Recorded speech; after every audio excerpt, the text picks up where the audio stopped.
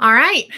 Welcome, everyone, to another Dia Creative Live. Today, I'm joined by Greg Harrigan, who is a fractional CRO and an outsourced VP of Sales. I'm super excited to have you here. Greg has an extensive career, and he primarily right now builds high-performance sales organizations for small and medium-sized businesses. So welcome, Greg. How are you? Thank you, Andrea, for having me. I'm delighted to join you to talk about sales, my favorite subject. Sales is a tricky one. I feel like sales is either people love it or they hate it, so it's impressive. It's one of your favorite subjects. Yeah. Well, what we're going to talk about today, I think, Andrea, specifically was B2B sales, I think is what we're on. And, B2B sales is a misunderstood profession. But I think it's one that has, I think there's a lot of depth to it. And, it's a critical function to any business. I think that they need to master it. I think it's one of the three key pillars of a successful business is, sales and marketing, operations, and finance. So, well, and B2B sales in particular has evolved quite a bit, right? I think a lot of people have this mentality of B2B sales from 20 years ago, which is knocking on doors and having dinners and cold calling. But with technology and everything, how do you see B2B sales has changed so much in your career? Well, that's right. And you're right that the entertainment aspect and the expense account world is really not that big anymore. I think, the question is, what is B2B sales? And, how has technology changed it and how has it not, or what has it become? I think B2B sales, first of all, is when you're in a business and you're dealing with professionals, buyers, and executives in a business to business transaction, typically a supply chain transaction. So it's not sort of that end user B2C or direct to consumer type situation. So it's a little bit different. And there's often multiple decision makers. You might have a complex sale, which is where various decision makers with their various areas of practice within an organization that you're trying to sell to need to weigh in from different perspectives, and they all need to be called on. Can have a long consideration cycle. It's typically, you'd like it to be a consultative or diagnostic experience. And so those sorts of things are hard to automate. Yeah. So I think that's where B2B still does. I think there have been tremendous developments in technology that make sales easier, better, and more efficient. I think CRM is one huge advantage to the sales world, where the ability to capture data and use data for the salesperson as well as management is leaps and bounds where it was even 20 years ago. I think that you can use technology to be more efficient, particularly at the top of the consideration funnel, where you can automate things like sorting through leads and appointment setting. I think the art to that is that at some point it does need to be handed off to someone to do the kind of consultative process that is going to make you most successful in a complex business sale. I was reading recently that out of a given addressable universe, only 5% of a target customer base will be actually in the market for your product at any given time. And even of that 5%, only 2% in a given month, or even 1% on a given week or day when you're trying to reach out. And then, of course, all your competition is fighting for that same person. So I think that you can use automation or technology or outsourced technologies to get appointments set and to get leads identified. But then at some point, someone has to come in and qualify those leads and go through the kind of deliberative process that takes place when you have an opportunity to have a business meeting with someone. So I would wholeheartedly endorse, shortening the time from the top of the funnel to getting appointments. I would wholeheartedly endorse using technology for research to clarify your addressable market. I mean, I think the tools that are available today, heck, just the internet is such an advantage over where things used to be in terms of really being able to define your market. And I think any sales organization should use all of those as much as they possibly could. But at the end of the day, there's still a B2B process that I think adds a lot of value and will make you more competitive. It sounds like what I'm hearing there's like there's the part of sales that people don't tend to like, which is the cold calling, the direct outreach. And I mean, from what I'm hearing, it sounds like technology takes the least enjoyable part of sales off your plate. I mean, is it to a point with technology that it can feel like every lead, even if it's outreach, is actually an inbound lead because technology tees it up so much for the sales team that they're just ready to pull on the relationship part? Or do you still think you need that human element, even with that initial outreach, beyond just vetting or qualifying the leads that are coming in? I mean, it's an interesting question. I think to some extent it can be. I think cold calling has gone away. I mean, I don't think you need to do that anymore. I mean, with LinkedIn and social media, there's so much more graceful and less intrusive ways to reaching out to people. And I love the way you said that, graceful and less intrusive. well, I mean, you can deploy scripts and you can deploy context strategies, and I think where CRM comes in is helpful, and you can get feedback from those interactions to put people into a strategy where they indicate that they're just not ready to talk, but they might be in the future. And then you can schedule that call for 3 or 6 months down the line. And I think that all makes the salespeople's lives a lot easier and allows people to focus on the types of things you really want a salesperson to do, which is to use their innate ability to analyze a situation, a sales situation, use their people skills, and use their business sense to determine the fit between your product and a potential customer and their willingness to buy. And I don't think you can automate that part. Right. But you can definitely you can kind of, I hate this phrase, but I can't think of a better one. You can boil the ocean a little bit to get down to where you're talking to the people you need to. And Yeah. and the CRM, you can use much better use of data and things like that. So yes, I mean, I partially agree with you. That's a great answer. One of our questions that we had prepared was how to repair a high churn sales team. And I'm wondering, going along the lines of what you're saying, is technology part of that repair, or what would your strategy be there? Well, I thought about that question. And I think high churn sales team situation is a situation where salespeople aren't succeeding. And that's as much management's fault as the salesperson's fault. And we can't control ultimately what other people do, but as management people, there's a number of steps we can take to, set people up to succeed rather than setting them up to fail. And then, creating a positive motivational environment. I think it starts with clear expectations that you make with your sales team.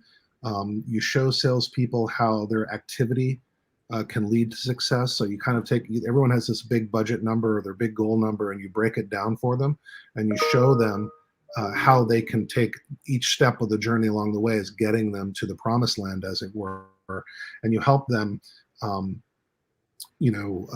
monitor their progress toward their goals, and then celebrate their progress toward goals, and appreciate when people are doing hard work.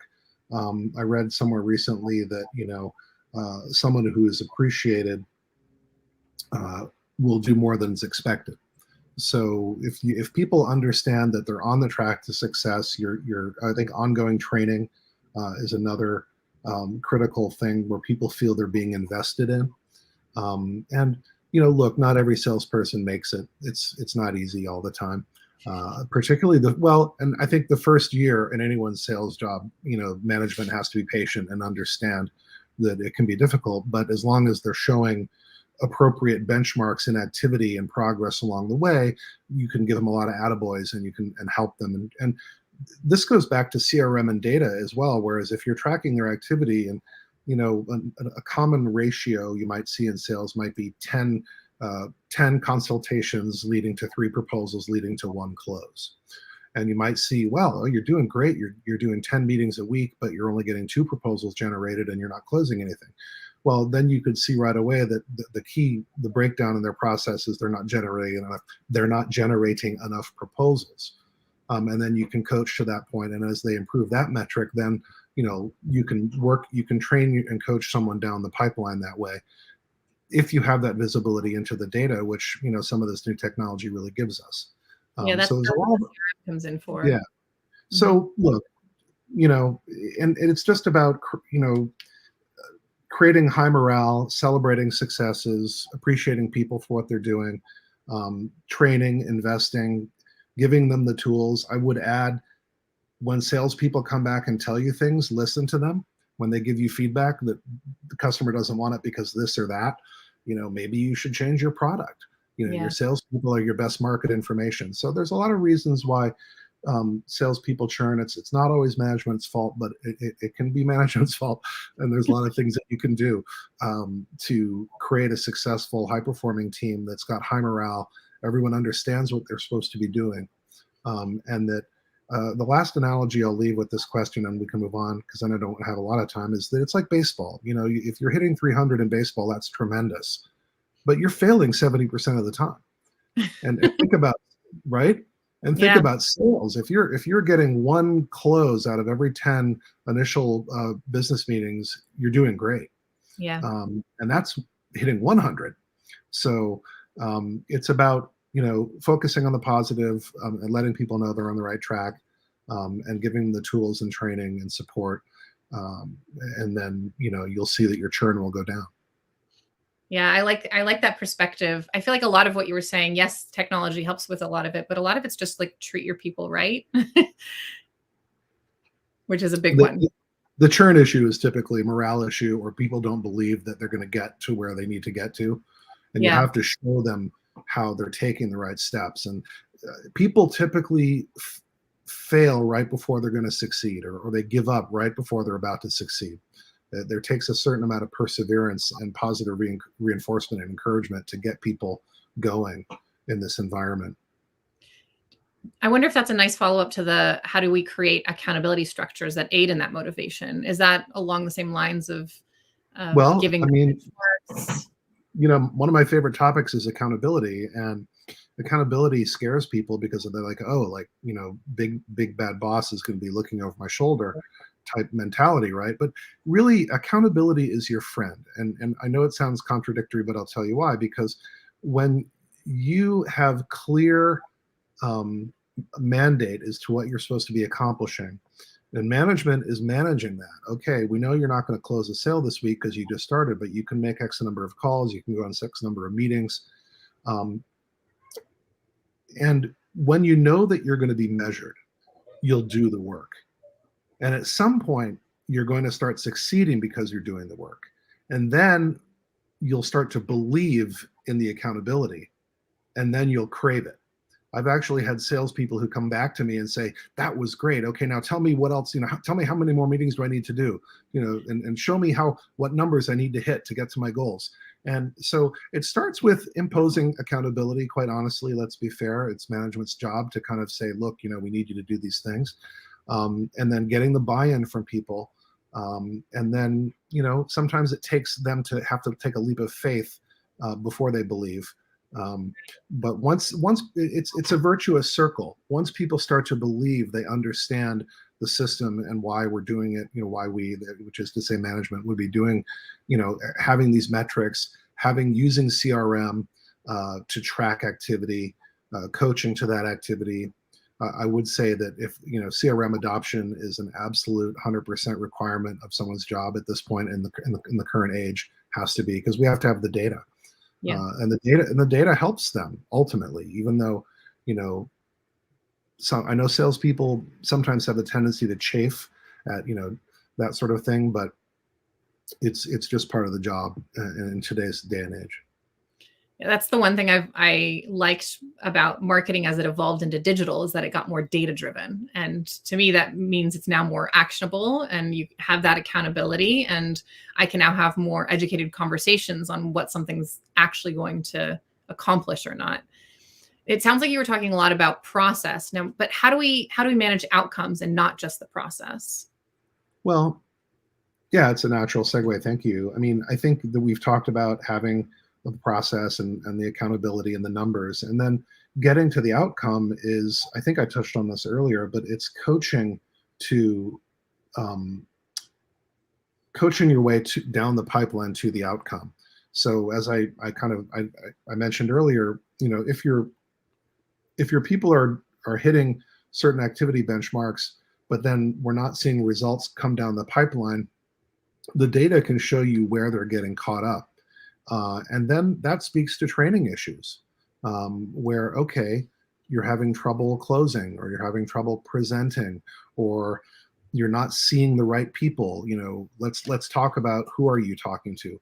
Or maybe it's on management. Maybe the market that we targeted with this year's strategy isn't as going to be as lucrative as we think. And sometimes it's a reality check from management to go back and say, okay, maybe we need to calibrate our pitch differently, or something like that. I think before we get into all of that, there's a lot of setting up the team to succeed, which you have to have done extensive research into what your market is. You've identified who they are. Again, these are things that technology has made a lot easier.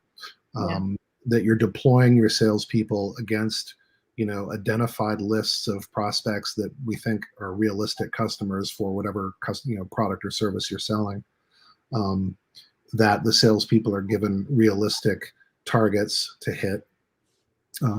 That stretch goals don't become their compensation target, but you give them goals they can achieve. And if, however, you believe as management that you've aligned all of those things, then you can identify where salespeople are, not hitting the correct steps in a benchmark process, and then you can coach them. And it might be as simple as activity up front. You're just not getting enough meetings, and let's talk about that. It could be that you're just not getting enough agreement to take proposals from these initial diagnostic calls that we're doing. Let's talk about that. It could be that you're not closing for whatever reason, and that's often where people can get hung up. And again, I think that's where management and coaching and peer coaching can come in. The thing that I think that is a huge headache for the small and medium-sized businesses that I serve is they don't see the visibility into the outcomes in their sales process.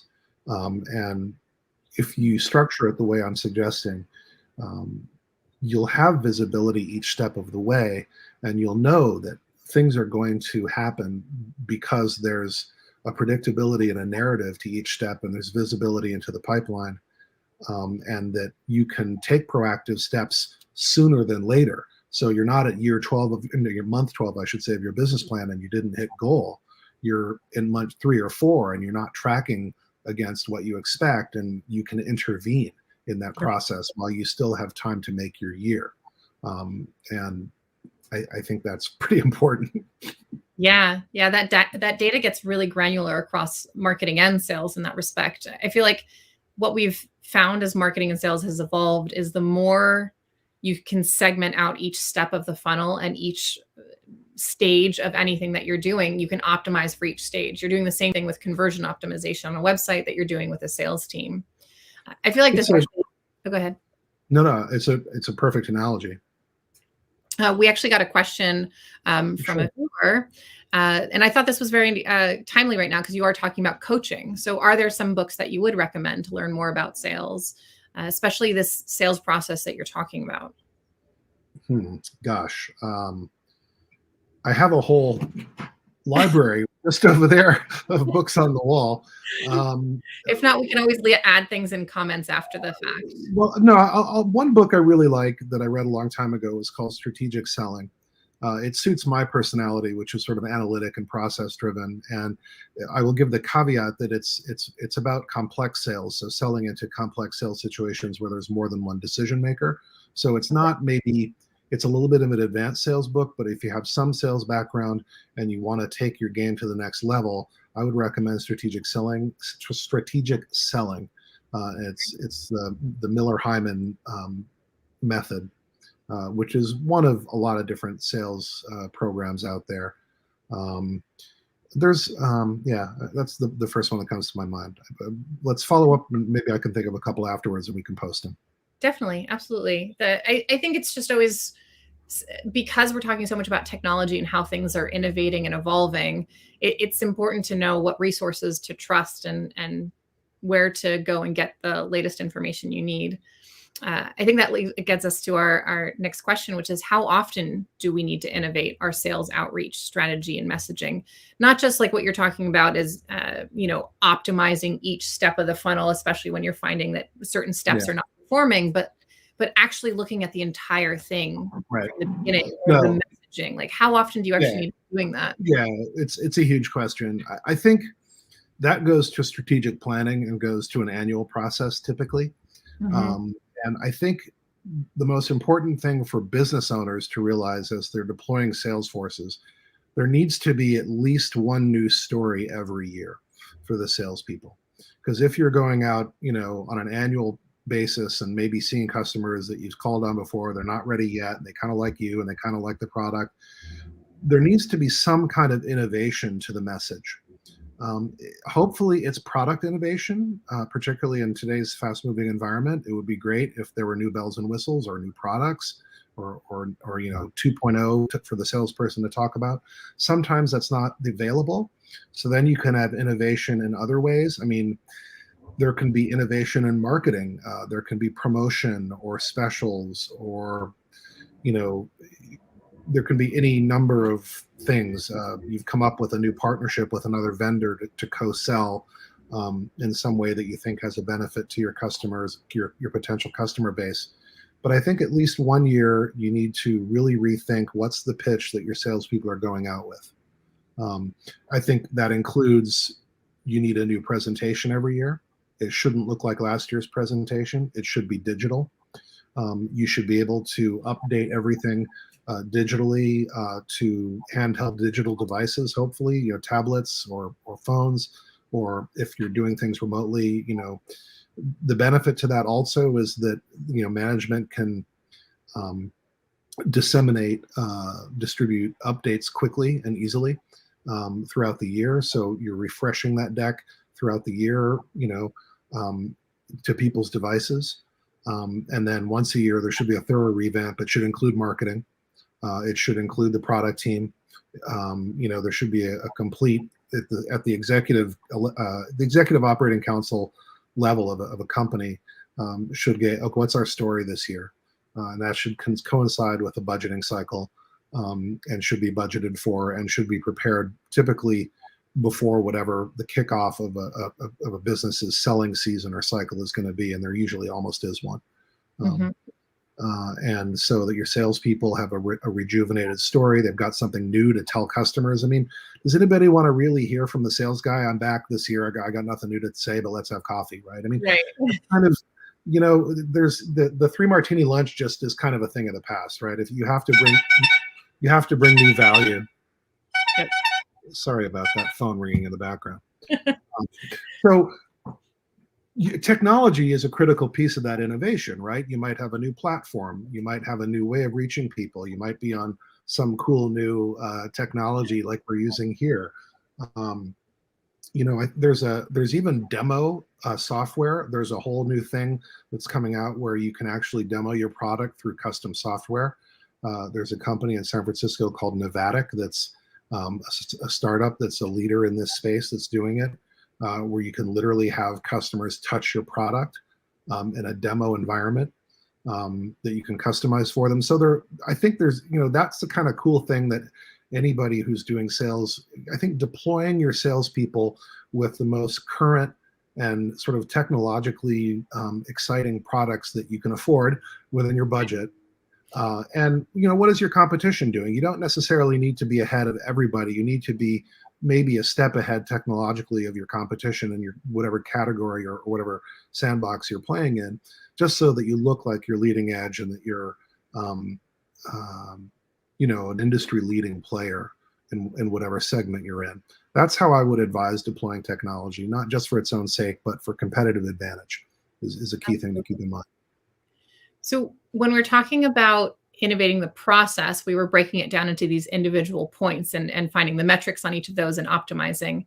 I wonder, when we're also talking about this messaging and your deck and everything, do we also want to break that down into individual components and optimize those? And how would you recommend doing that?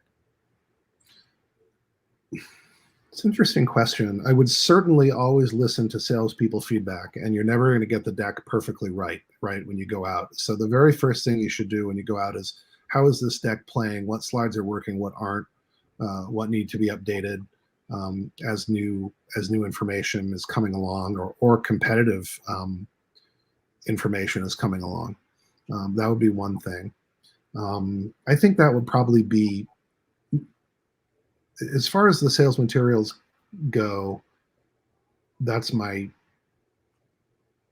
first thing that comes to mind. Okay, of course. Yeah, everything can be broken down nowadays, right? And I'm really curious if it was technology that got us to be this granular, or our own data granularity that forced technology to get us to a place where we could see the granularity we're looking for. It's like a cart and the horse problem. Well, I mean, it's interesting to me is that a lot of these concepts have always existed, but you're seeing them reflected now in how the technology is shaped. So you look at Salesforce, for instance, and you look at how they've structured their CRM. Those stages in the funnel, they didn't make those up, right? Yeah. But they've automated them, or they've created them so that, I think it's the visibility and the data gathering opportunity that you have, which then just creates tremendous more opportunities for management to intervene in the process in a way that steers you to a more predictable outcome at the end of the day. So there's, when you get to the end of the year, there's not earning surprises, and you hopefully achieved or overachieved your goals. Yeah. And it's because you're kind of, instead of just setting off to sea at some, with some kind of direction in mind, you're using the tiller and you're correcting course as you go. And that's what collecting all this data enables us to do. I'm wondering too if that also helps, especially early on, because my understanding, you work with startups, so do we, and small to medium-sized businesses. And I feel like a lot of the times the challenge is they don't know their unique selling proposition necessarily, or they don't know how to maybe speak to it. They feel it, but they can't really speak to it very well. And I wonder if following this type of sales process gets you to there faster, right? Because it's not just Yeah, I will tell you. I mean, I've been in that situation. I've been in Yeah. that situation where you're a small, scrappy new player. Sometimes you have to put together your deck and do a roadshow and find out how it plays. What happens. And it can be a little bloody, but you come back with your learnings and you go, okay, Yep. what iterative process are we going to be in now?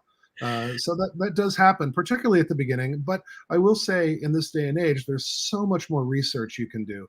And there's, you can research your competition. You can research the addressable market overall. I think that any business today ought to have an absolutely laser focused picture of what their customer is, a unique customer profile, who fits, who doesn't, who not to waste your time on, who you really want to get. And, you can craft your plan around that in a way that, more than ever, just with the overall availability of information that's out there today. If you don't, shame on you. Yeah, no, I think that's absolutely very true. My last question for you is, as a fractional CRO and outsourced VP of Sales, what sorts of projects are you looking for, or problems to solve that you're finding right now, or that you're looking to help with? Well, what I most enjoy about this role is it lets me focus on the things that I enjoy doing most, which is solving problems for businesses, and having the ability to come into situations where maybe I've had a chance to walk down a similar road before, and I can come in and add value by helping business owners get to a destination more quickly than they might have gotten on their own. They probably would have gotten there eventually. And so, coming into the B2B sales seat in a company, providing leadership and strategic planning, first of all, sort of along the lines that I've been talking about. And then once that we've focused our target and focused our message, building a sales team around those metrics that we talked about, and, deploying a sales team. I love coaching and helping and teaching people. It's really gratifying when salespeople come back to you and they write you notes and say that you made a difference for them, which have not happened.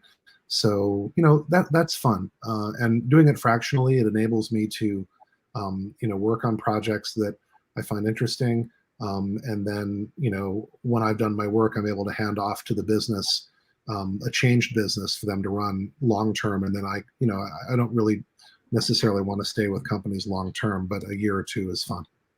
Yeah, that I would tend to agree with that. As a fractional CMO, I love the fractional model. I feel like we get to have our hands in a couple different interesting projects at the same time, whereas other companies that couldn't potentially afford someone with a certain level of experience get the benefit of your experience, but for a fraction of the cost and a fraction of your time. But maybe that's all they need, especially when they're eager and excited to build out what you're advising internally.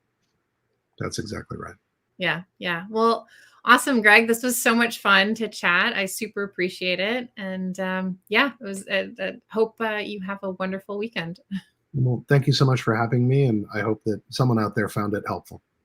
Definitely. Thanks so much.